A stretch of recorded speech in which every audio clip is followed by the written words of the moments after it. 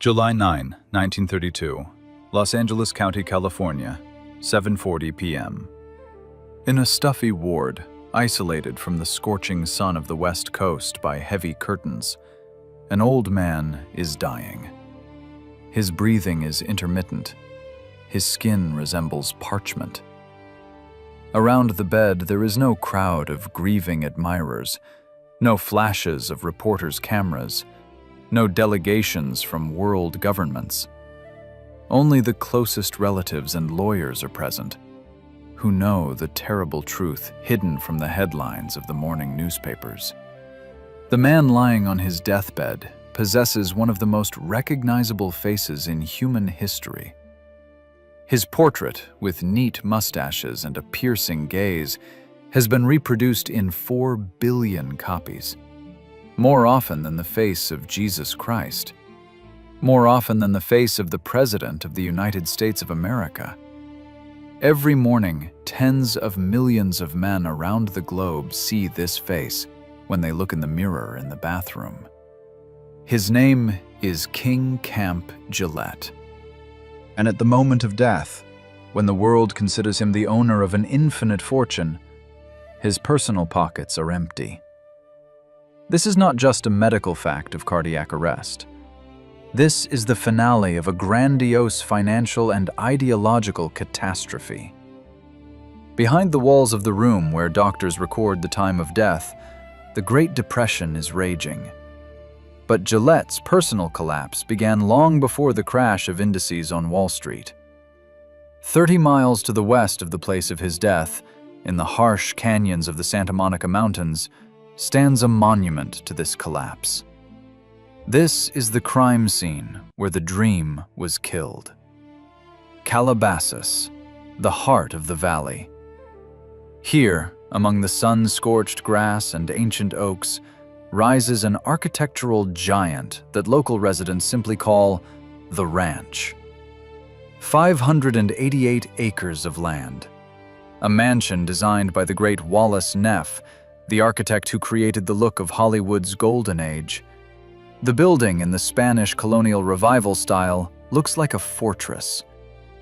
White stucco walls 2 feet thick, designed to keep cool. Red tile roof. Arched passages leading to inner courtyards with fountains. A long avenue of eucalyptus trees, planted like an honor guard, leads to the main entrance. This structure was supposed to become paradise on earth, a philosopher's refuge, the center of a new civilization. But now, in July 1932, the estate gates are effectively sealed. The silence in the mansion's corridors is unnatural. The servants who recently maintained perfect order in 25 rooms have been fired or are working without pay for several months already. Furniture brought from Europe, paintings by old masters, handmade carpets. All this is under threat of inventory. The man who built this palace is dying bankrupt. The contrast between public perception and reality is staggering. To the whole world, King Camp Gillette is a synonym for success. He is the inventor of the safety razor that changed the hygiene of the planet. He is the genius who devised the business model on which the economy of the next 100 years will stand. Sell the razor cheaply and the blades expensively. His company, Gillette Safety Razor Company, continues to bring millions of dollars in profit annually. Factories operate in 3 shifts. Steel is cut, sharpened, and packaged. But King Gillette himself receives almost nothing from this. In his last hours of life, his brain probably replays not scenes of success, but scenes of betrayal. He was ousted from his own company by the board of directors. Bankers like John Aldred seized control of his brainchild. They used his face on the packaging as a marketing tool, while depriving the man himself of a voice. He spent his last liquid assets on insane attempts to save his position.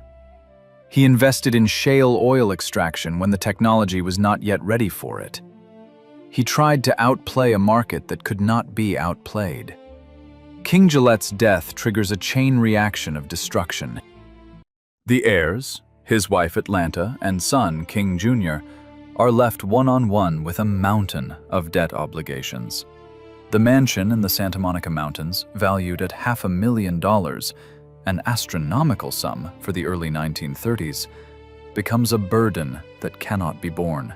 Shortly after the funeral, a "for sale" sign will appear on the gates of the Utopia. The auction will be brutal. What was built as an eternal family nest will go under the hammer for a song. The buyer will not be a philosopher or social reformer, but Hollywood director Clarence Brown, a man who creates illusions for MGM Studios. This is symbolic.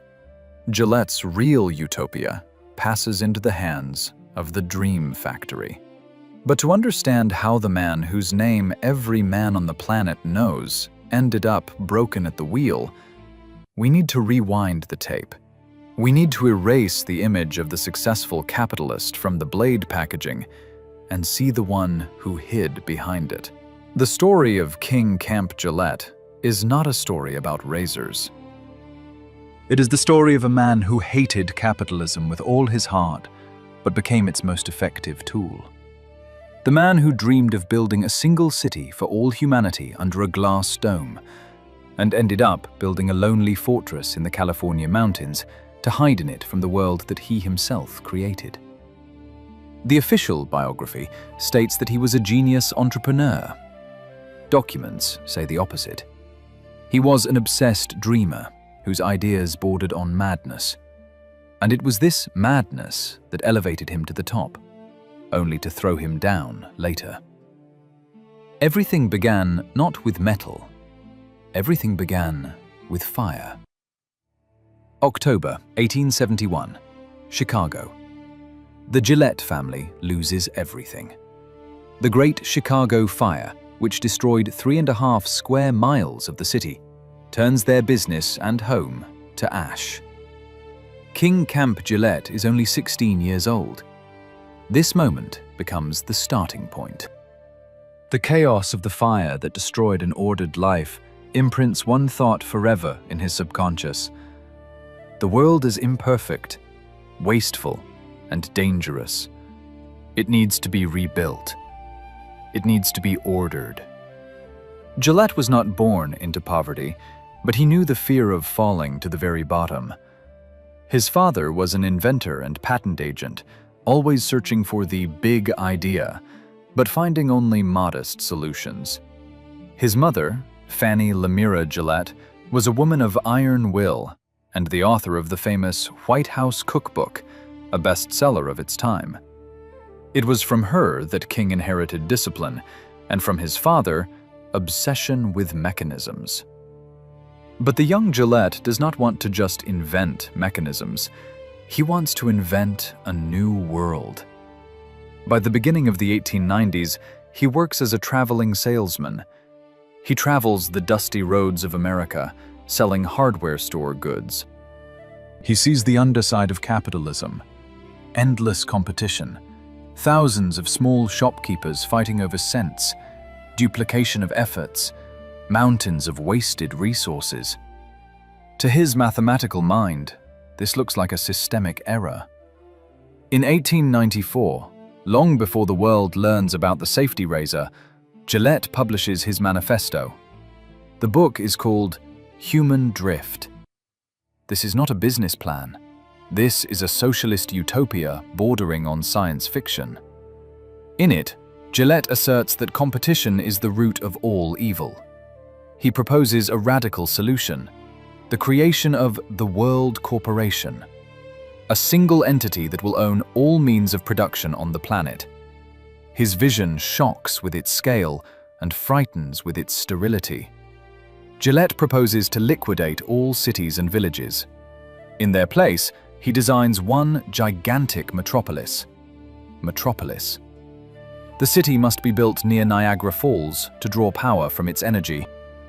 60 million people, all the population of the US at that time, must live in giant apartment towers connected by glass walkways. No kitchens in the apartments, only centralized feeding. No poverty, no crime. and no freedom of choice. This was socialism taken to the absolute by an engineer. People, for Gillette, were cogs that must work without friction. But the philosopher had one problem. He had no money to build this paradise. Few read the book. The World Corporation remained a paper dream. Gillette was 40 years old. He lived in rented apartments, and he felt time slipping through his fingers. He needed capital, enormous capital. Fate brought him together with a man who gave him the key to a gold mine. Working at the Crown Cork and Seal Company, Gillette met its founder, William Painter. Painter invented the Crown Cork, a disposable bottle cap that was thrown away after opening. One day, during a long conversation, Painter gave Gillette advice that changed the course of history.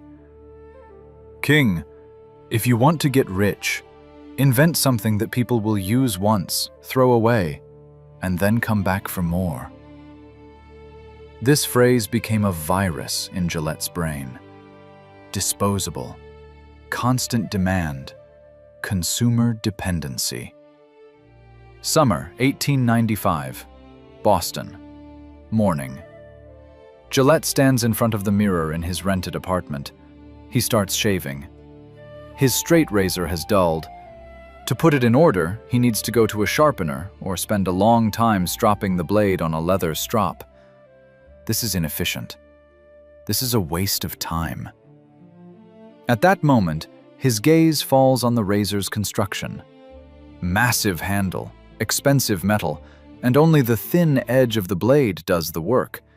Everything else is just support. Enlightenment flashes instantly. Gillette sees the image. A small, cheap piece of the thinnest steel, sharpened on both sides. It clamps into a holder. When it dulls, it is not sharpened. It is thrown away. At that moment, he was not thinking about millions of men who would cut their chins. He was not thinking about comfort. He was thinking about the World Corporation. He realized how to finance his utopia. He would make the whole world pay him a tax for the right to be smoothly shaved. He would create the perfect monopoly. The paradox was monstrous. To destroy capitalism and build a society of universal equality, King Camp Gillette decided to become the most ruthless capitalist of his era. He planned to use the greed of the system against itself. But the idea had one technical problem. Metallurgists of that time unanimously told him, "It's impossible. To make steel that thin, hard, and cheap at the same time cannot be done." The technologies did not exist. Gillette spent the next 6 years not building a city at Niagara, but searching for a way to harden thin steel strip. Everyone laughed at him. Investors closed doors. Friends twirled their fingers at their temples. The 40-year-old dreamer with an obsession for the disposable world seemed like a city madman. Until he met the man who could turn his crazy idea into cold metal. The meeting that would turn the philosopher into a magnate was inevitable. Boston, Massachusetts, 1900. King Camp Gillette stands on the edge of the abyss. He has an idea that, in his opinion, will save the world and restructure the economy. But he has no technology to implement it. The metallurgists he approached unanimously issued a verdict. To make a blade as cheap as a bottle cork and as sharp as a surgeon's scalpel is impossible. Steel either breaks at such thinness or does not hold an edge. But Gillette, obsessed with his World Corporation, finds the one who can defy the laws of physics. Enter William Emery Nickerson, graduate of the Massachusetts Institute of Technology, chemist, mechanic, a man with an icy gaze and hands that feel micron inaccuracies. If Gillette was the prophet of the new religion of disposability, Nickerson became its chief engineer. Their union is the classic marriage of dreamer and pragmatist that will change the face of the 20th century. Nickerson does not believe in Gillette's socialist utopias. He believes in chemistry and mechanics. He sets a condition: full control over the production process. Gillette agrees. In a dusty workshop above the fish market on Atlantic Avenue, where the air is saturated with the smell of salt and machine oil, the alchemy begins. Nickerson develops a revolutionary method of hardening steel strip. He invents machines that do not just sharpen, but grind metal at inhuman speed. By 1903, the first sets are ready. The first year's statistics are discouraging. Only 51 razors and 168 blades were sold. This is a catastrophe. It seems the utopia died unborn. But Gillette launches an aggressive strategy based on pure psychology. He begins giving away razors for free or selling them below cost to hook men on the needle of constant blade purchases. 1904. The numbers explode. 90,000 razors, 124,000 blades. Patent number 775,134 becomes the most valuable piece of paper in America. But the real turning point, which will transform Gillette from a successful businessman into a financial titan capable of buying mountains in California, happens not in the market, but in the trenches. 1917. The United States enters World War I. War demands sacrifices, but war also creates empires. An unexpected problem arises in Army headquarters: chemical weapons. Mustard gas and chlorine spare no one. To survive a gas attack, a soldier must don a gas mask. The rubber of the mask must fit tightly to the skin of the face. The beard, a symbol of 19th century masculinity, becomes a death sentence. The seal is broken. The soldier dies. King Camp Gillette makes his most cynical and brilliant move. He signs a contract with the US government. Every soldier heading to Europe receives in his kit bag a set: a Gillette safety razor and a pack of blades. This is not just a sale. This is cultural indoctrination. 3.5 million razors and 32 million blades are sent to the front. A whole generation of young men, sitting in dirty trenches at Verdun and the Somme, learns to shave every morning to survive. Shaving becomes a ritual of discipline amid the chaos of death. When the war ends, these men return home. They cannot go back to their father's dangerous razors. They are forever tied to Gillette's product. By 1920, King Camp Gillette's fortune is estimated in millions of dollars. Everyone knows his face. He has reached the top of the capitalist pyramid. And here begins a deep internal schism. The socialist inside him screams in pain.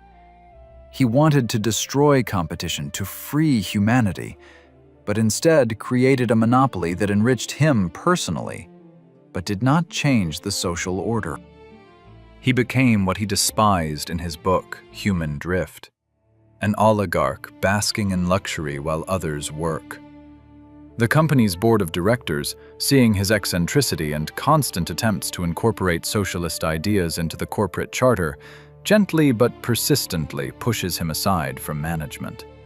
They leave him the title of president, they pay him huge dividends, but real power passes to the bankers. They tell him, "King, you are the face of the brand. Just smile and spend the money." And he decides to spend them on creating his own personal, isolated world. If he cannot build a utopia for everyone, he will build it for himself. In the mid-1920s, the 60-year-old Gillette turns his gaze to the West. California, the land where history is written from a clean slate, the place where desert meets ocean and Hollywood money creates new realities. In 1926, he finds the perfect place, a canyon in the Santa Monica Mountains, not far from the sleepy settlement of Calabasas. This is wild, untamed land. Ancient oaks, dry stream beds, hills scorched by the golden sun, 588 acres of silence. There is no competition here. There are no boards of directors here. Here, there is only him and eternity. Gillette buys this land with the determination of a feudal lord. He wants to build not just a house, but a fortress that will stand for 1,000 years, a monument to his contradictory greatness. To implement this plan, he hires an architect whose name is already resounding in elite circles, Wallace Neff. Neff is the creator of the California style, the man who taught Hollywood to live beautifully. He built homes for Mary Pickford and Douglas Fairbanks. He understands the psychology of new money. It wants to look old. It wants roots that it does not have. The meeting of Gillette and Neff is the fusion of two mythologies. Gillette brings an unlimited budget and a desire to hide from the world. Neff brings the vision of an Andalusian palace transplanted onto California soil. The concept is grandiose. No modernism, no glass and steel, about which Gillette wrote in his futuristic books about Metropolis. For himself, he chooses archaism, Spanish colonial revival, thick walls capable of withstanding an earthquake, towers from which one can observe the approaches to the estate. This is a strategic marriage of architecture and psychology. Gillette, who preached life in giant communal hives, begins to build the most individualistic, most closed mansion in the state. He betrays his ideas with every brick that is laid in the foundation. Construction begins in 1927. Hundreds of workers and dozens of trucks with materials climb the winding roads of Mulholland Drive. Stone is quarried on site so that the house seems to have grown from the mountain itself. Tiles are brought from old haciendas or molded by hand on the thigh to give them an aged appearance. Gillette personally oversees the process. He walks the construction site in an impeccable suit, his famous mustaches of grade, but his eyes burn with a feverish gleam. He spends money as if its source will never run dry. Razors are sold, dividends drip in, the world shaves. He does not yet know that this construction will become his golden cage. He creates scenery for a tragedy that will unfold just a few years later. While the walls of his palace rise upward, the foundation of the world economy is already beginning to crack. But here, among eucalyptus and sage, the air trembles not from stock exchange reports, but from heat and ambitions. King Gillette Ranch is conceived as paradise, but at its foundation lies a paradox. It is built on money from selling disposable things, yet claims eternity itself. This house is to become his legacy, his answer to those who took his company from him. "You took my business." As if every stone of this structure says, "But you cannot take my world." Unfortunately, King Camp Gillette was wrong. The irony of fate was already preparing a lesson for him that would prove sharper than any blade produced in his factories. The architectural plan is approved. 25 rooms, huge fireplaces, wine cellars, lakes and stables. This is the residence of a monarch who has lost his kingdom, but retained his treasury. For now, retained it. 1929, Calabasas, California. Construction is complete. What has grown on the hills of the Santa Monicas does not resemble the home of a 20th century American businessman. It more closely resembles the residence of a Spanish viceroy, miraculously surviving from the 18th century. Architect Wallace Neff has accomplished the impossible. He created the illusion of eternity for money that was not even 20 years old. The first thing a visitor sees when approaching the estate is the avenue. A long, stripped corridor of eucalyptus trees, planted with geometric precision. These trees do not just provide shade, they create a barrier. They separate the dusty, chaotic world of the rest of America from King Gillette's personal kingdom. The air changes here. The smell of dry grass is replaced by the aroma of essential oils and lake freshness. The main building stands on an elevation. The white walls dazzle in the sun. This is not wood and frame, familiar to American suburbs. This is stone and stucco. Walls 60 centimeters thick. They work like a thermostat. When the outside temperature rises to 35 degrees, a tomb-like coolness is preserved inside. The psychology of this house is readable from the threshold. This is the architecture of introversion. The building's facade is sparing in details. Windows are narrow, closed with wrought iron grills. This is protection. But as soon as one passes through the massive oak doors, the space explodes in volume. The inner courtyard, the patio, is the heart of the house. Here, hidden from prying eyes, a fountain beats. Water in the desert is the main symbol of power. The sound of falling water drowns out the silence of the canyon. The floor is laid with terracotta tiles, each made by hand. The unevenness and wear on them are fake, created specifically to simulate centuries of walking that never happened here. Inside the mansion, the space is organized hierarchically. The main hall, or living room, has ceilings 20 feet high. Dark wood beams crossing the ceiling have been artificially aged. The fireplace in the center of the room is so huge that whole logs can be burned in it without splitting them. This is a hearth not for warmth, but for demonstrating resources. There are no family portraits of ancestors above the fireplace, because Gillette has no great ancestors. There is emptiness or art bought at auctions. The furniture is brought from Europe. Heavy velvet draperies, carved chests, tapestries. Every item here screams of old money. Gillette, the man who made his fortune on disposable blades, surrounded himself with things that are supposed to live forever. This is compensation. The more ephemeral his product was, the more monumental his life became. The dining room is a zone of strict regime. A long table designed for 20 people most often serves 2, King and his wife Atlanta. Servants appear from invisible doors, blending with the walls. There is no place here for socialist equality. A rigid protocol reigns here. On the second floor are the private quarters. The master's bedroom faces east, with windows so that he can see the sunrise over his possessions. But the most important architectural detail is the tower. Wallace Neff designed an observation tower dominating the entire complex. King Gillette often ascends there. From there, from bird's-eye height, his 588 acres look like a map. Lakes, stables, gardens, manager's cottage. From this point, he is the god of his small world. This is the physical embodiment of his world corporation idea, but on a micro scale.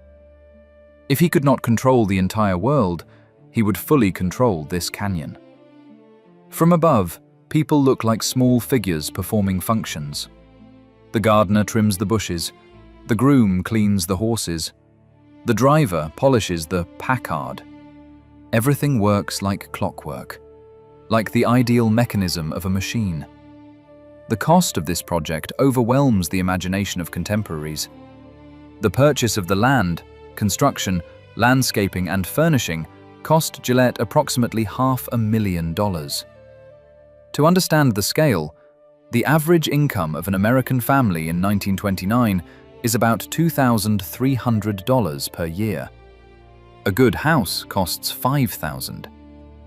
Gillette spends 100 such lives on creating his isolation.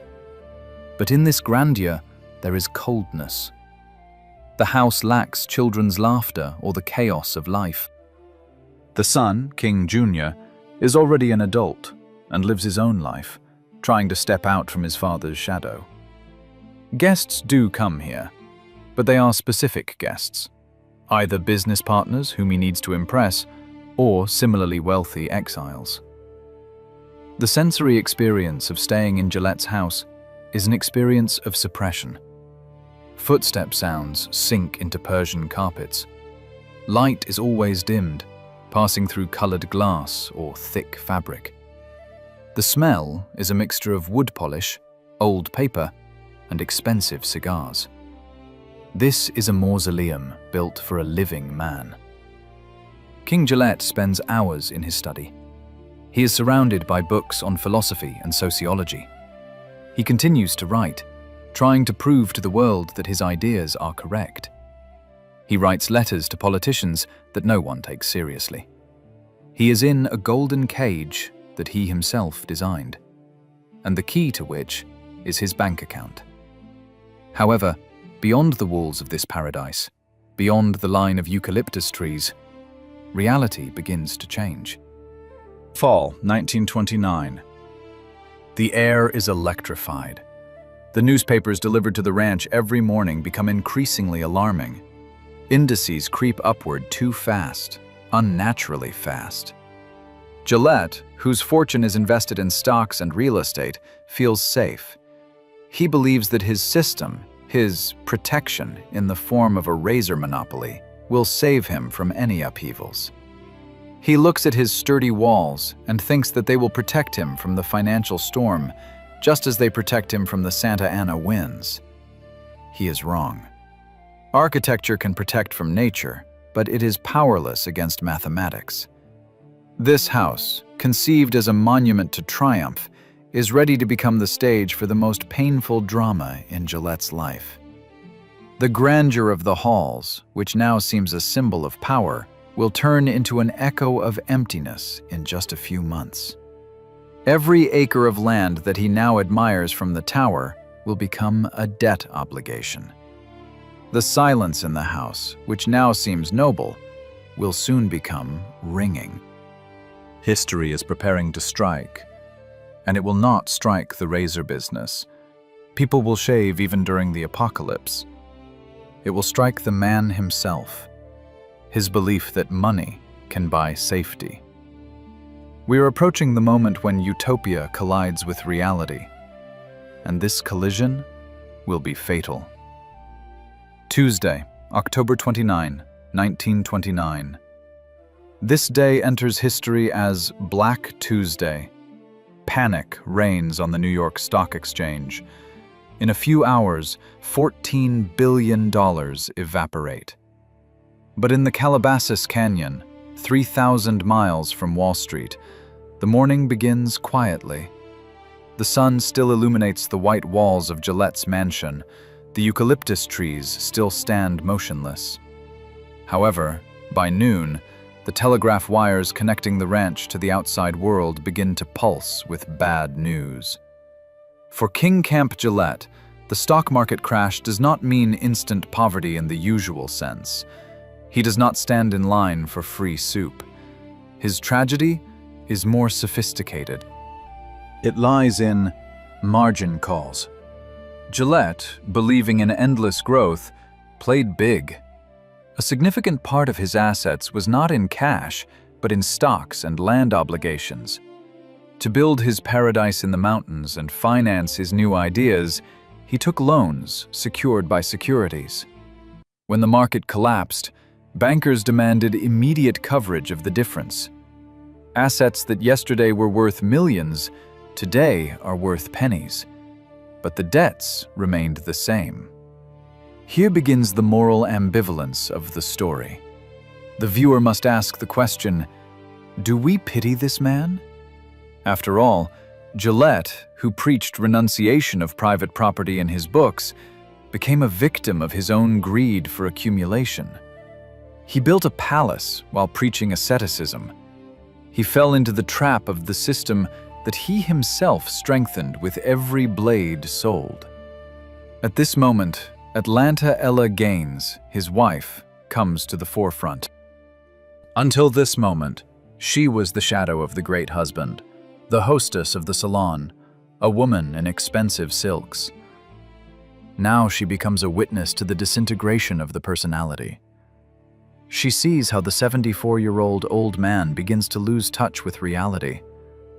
Instead of saving the remnants of the fortune, cutting expenses and selling assets, Gillette does what desperate gamblers do.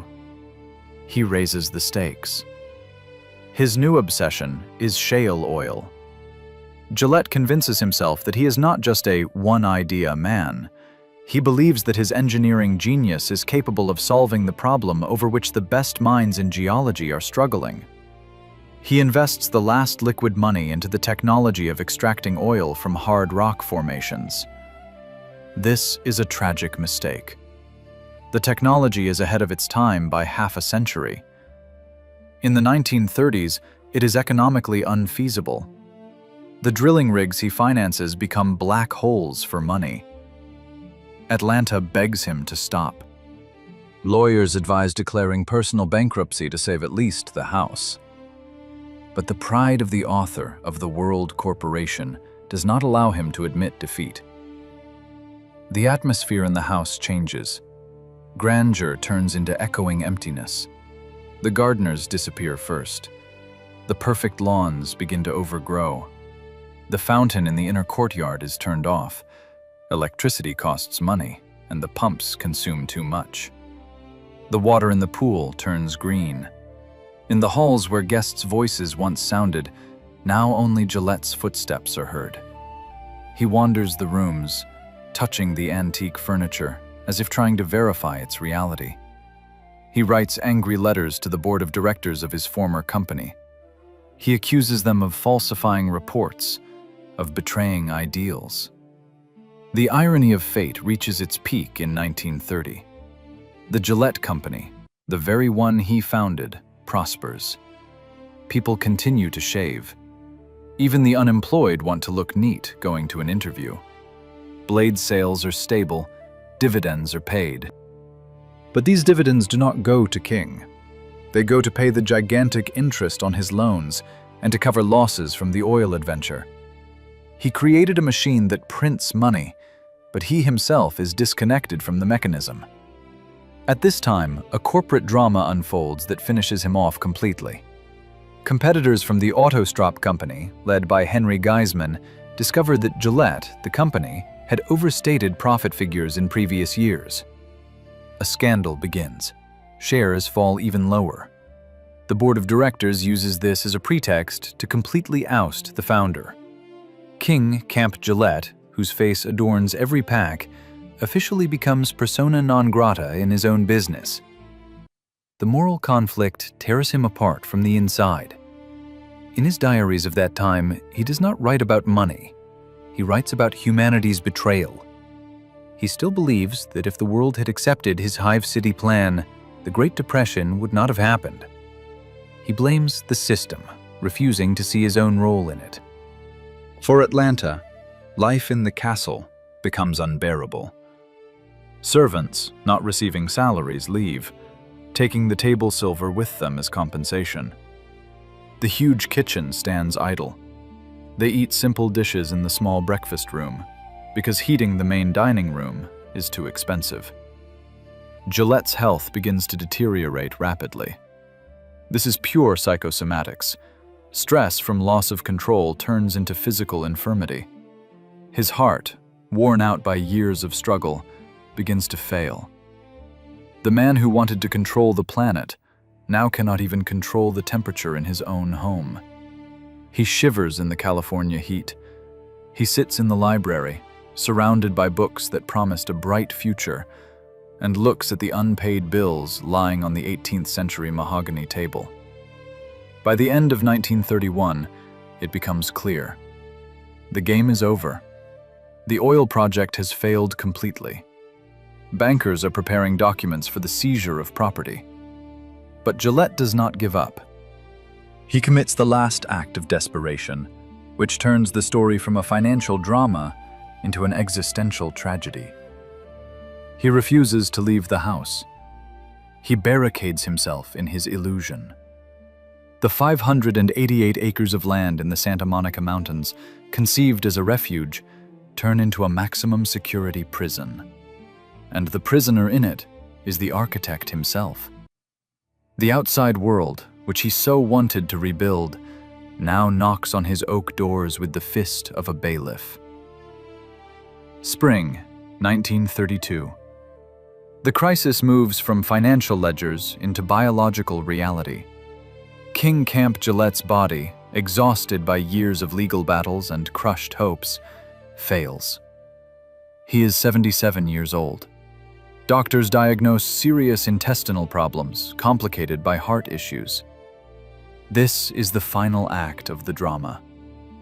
The man who devoted his life to efficiency and eliminating friction in the economy faces the friction of his own mortality.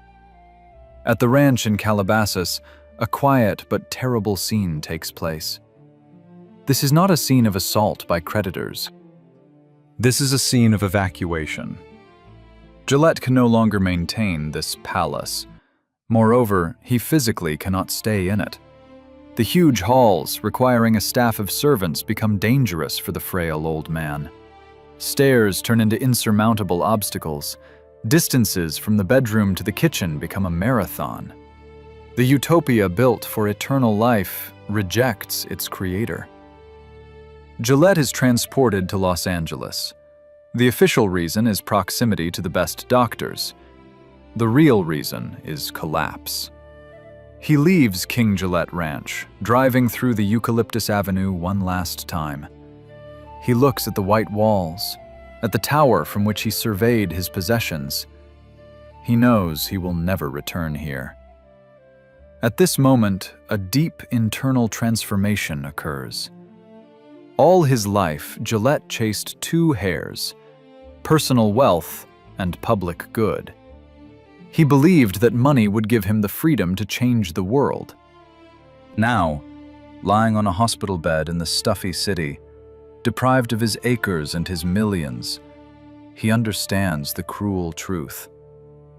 Money was not a tool of freedom. Money was a leash. It was the pursuit of profit that made him betray his socialist ideals. It was the desire for monopoly that made him build a corporate monster which eventually devoured him himself. The Great Depression, raging outside the window, becomes bitter confirmation of his rightness for Gillette. He wrote about this in the 1890s. Chaotic capitalism will inevitably lead to catastrophe. He was right as a philosopher, but lost as a player. Here, at the deathbed, Atlanta plays the key role.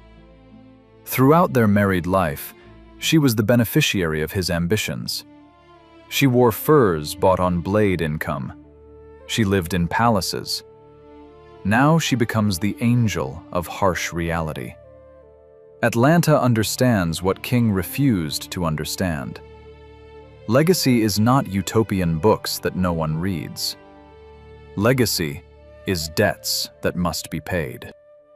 She sees her husband fading and begins preparing for the inevitable, the sale of the dream. Her silent presence next to the dying Titan is an image of submission to facts. She does not reproach him for the oil adventures. She simply holds his hand, knowing that tomorrow she will have to deal with auctioneers. July, 1932. Gillette's condition is critical. In delirium and rare moments of clarity, he probably thinks not about razors. He thinks about Metropolis, the city at Niagara that he never built, about a world without poverty that he described in detail in Human Drift. The paradox of his life reaches the absolute. The world will remember him as the face of ruthless capitalism, as the man who made people pay for what used to be free, as a symbol of disposable consumer culture. And he himself dies considering himself a misunderstood messiah of socialism. July 9. The heart stops. But Gillette's death is not the end of the story, but the beginning of its most cynical chapter. At the moment of his death, the Gillette company announces the introduction of a new technology, Blue Blade. This is an improved product that will bring the corporation even more billions. The company's shares react to the founder's death indifferently, or even with a slight increase. The market loves certainty, and the death of the unpredictable old man means management stability. For the family, hell begins. Atlanta and son King Jr. discover the true scale of the disaster. Gillette left behind a tangled ball of devalued stocks, land plots that cannot be sold in a crisis, and debt notes. The ranch in Calabasas, this majestic temple of Spanish colonial style, becomes the main liability. Maintaining the house costs thousands of dollars that the widow does not have. The transformation is complete. The man who wanted to own the world through the World Corporation leaves life without owning even his own last refuge. His idea of disposability defeated him himself. He became a disposable element in the machine of history. Used, dulled, thrown away. But this story has a strange, almost mystical postscript concerning the house itself. The mansion that Gillette built as a fortress for himself begins to live its own life. It is too large for one family. It is too monumental for private ownership. Shortly after Gillette's death in 1935, Atlanta is forced to put the estate up for auction. The hammer falls. The sale price is ridiculous compared to the construction costs. The dream is bought by Clarence Brown, director of MGM Studios, the man who filmed movies with Greta Garbo. This is a symbolic passing of the baton. The engineer's utopia passes to the creator of illusions. Where Gillette planned the reorganization of society, Hollywood stars' parties will now take place. Clark Gable and Carole Lombard will drink champagne in those halls where King Camp Gillette mourned the fate of humanity. Gillette's death puts a period in his biography, but opens the question of his legacy. What remains of a man when his money disappears? The face on the packaging remains, the cold gaze that meets the gaze of billions of men every morning. And the house on the hill remains, which stands as a mute witness to the greatest failure, the attempt to buy immortality with money earned on things destined for the trash bin. Decades pass. Empires are born and die, but the stones in the Santa Monica Mountains keep silent. The history of King Camp Gillette's estate after his death becomes a mirror of the 20th century, the century that he helped shape, but which rejected him. In 1952, 20 years after the death of the razor magnate, director Clarence Brown sells the estate. The buyer becomes the Catholic Claretian order. This is another grimace of fate.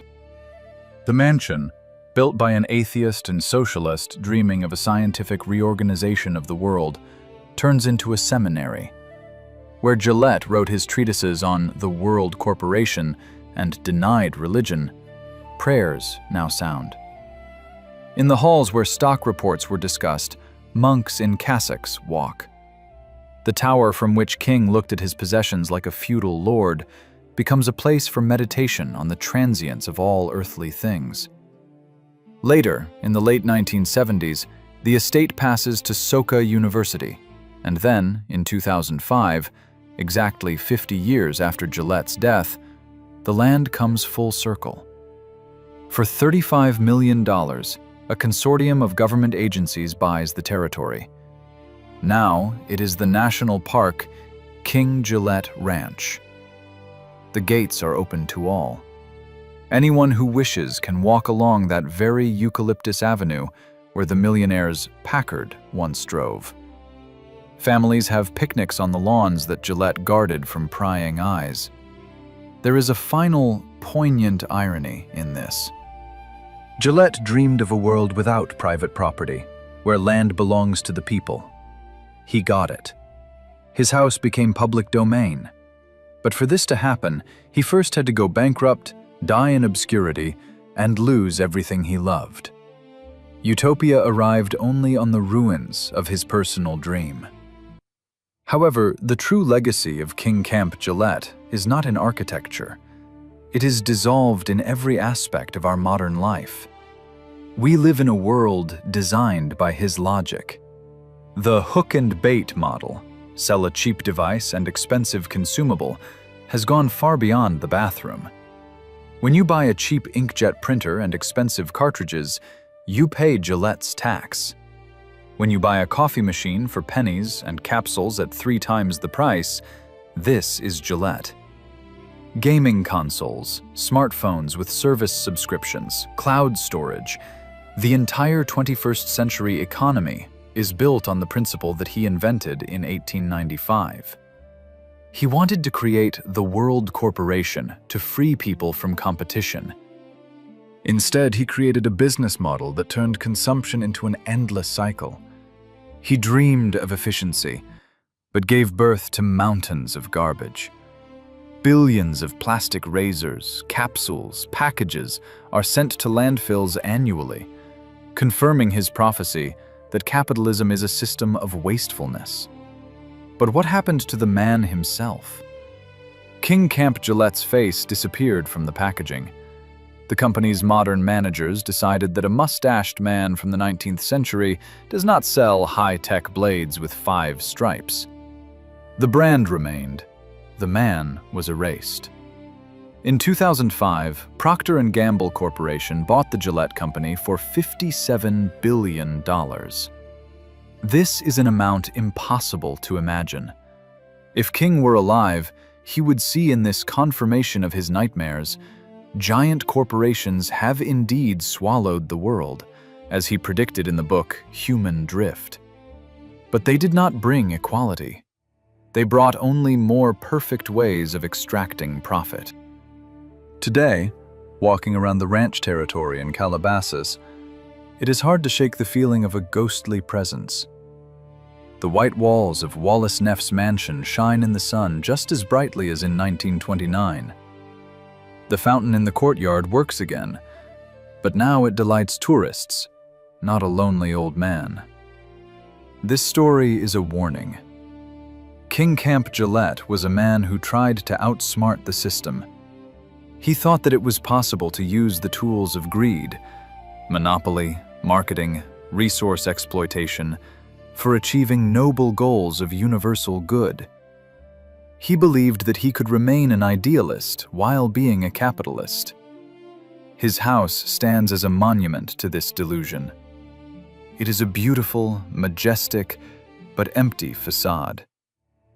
In the end, Gillette invented the disposable world, and the world, in turn, did the same to him. It used his genius, squeezed all the juices out of him, took his invention, and threw the inventor himself to the roadside of history, leaving him to die in a rented apartment, far from the palace he built, but in which he could never find peace. The disposable razor made him a king. The disposable life made him a pauper. And when you, tomorrow morning, take the razor in your hand, look at it carefully. This is not just a piece of plastic and steel. This is a fragment of a great and tragic dream of a perfect world that went down the wrong path.